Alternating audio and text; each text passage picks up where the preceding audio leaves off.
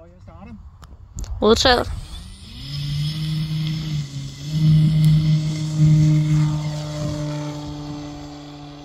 Det går også helt rigtigt. Ja, det lyder meget flot. Jeg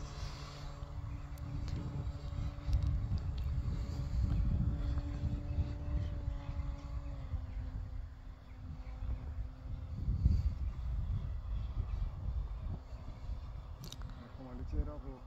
Er det meningen understøttet, det skal være ned? Ja, fordi jeg har haft meget dårligt med det. Så har jeg siden lidt. Det kan godt trækkes op, men jeg har problemer, hvor det så kun et hovedhjul ned. Og det synes jeg var ikke særlig sjovt at lave topunktsplanning. Så købte jeg noget nyt understillelse på. Det virkede helvede til. Så fik jeg en ny servo. Det virkede også helvede til. Så købte jeg langt ind, købte jeg selv hos Horizon med det rigtige. Det virker, det tør jeg simpelthen ikke bruge. Og altså, hvis jeg skal være ærlig, så den der konstruktion, man bruger til understil, det er en fedtmulig løsning. Den er Horizon bruger. Hvad fanden det hedder?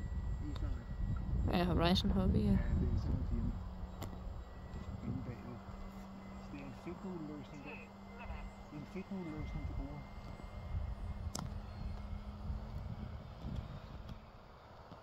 Fordi det sidder sådan, så når flyet lander, så slår hovedhjulene og læsehjulene, de slår lige op i det print med al elektronikken på. Det er da ikke så smart. Det betyder jo så, at du på sigt, eller løbet af kortere eller længere tid, så knækker det der print. Eller der er noget, der går stykker på det, ikke? Så selvfølgelig er de støbt det ind i noget, så man ikke kan komme ind og pille ved det og skifte komponenter. Smart.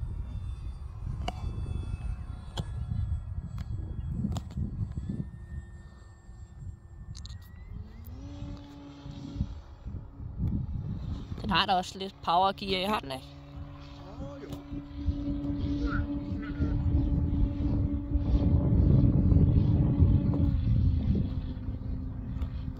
Det kan den faktisk godt, det der, ikke? Så er jeg håndtaget tilbage, og så inden den er ned, så har nok både den flyvetid, jeg har sagt, det skal vi øve, skal jeg også musik på det, ikke? Ja. Det er altid en god ting.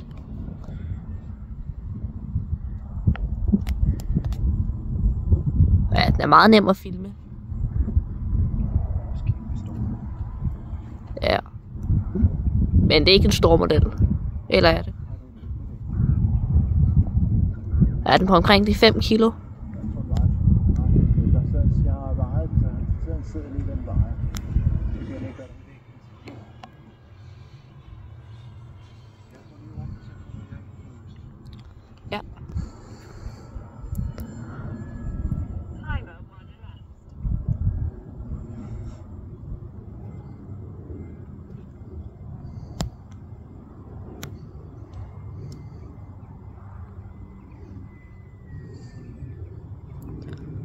Det kan også flyve langsomt.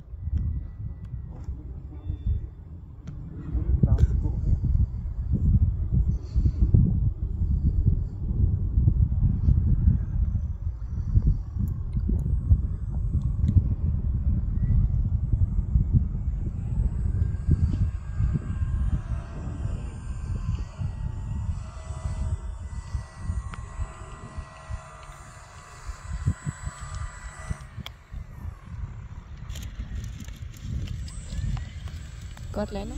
Der var lige lidt syge der.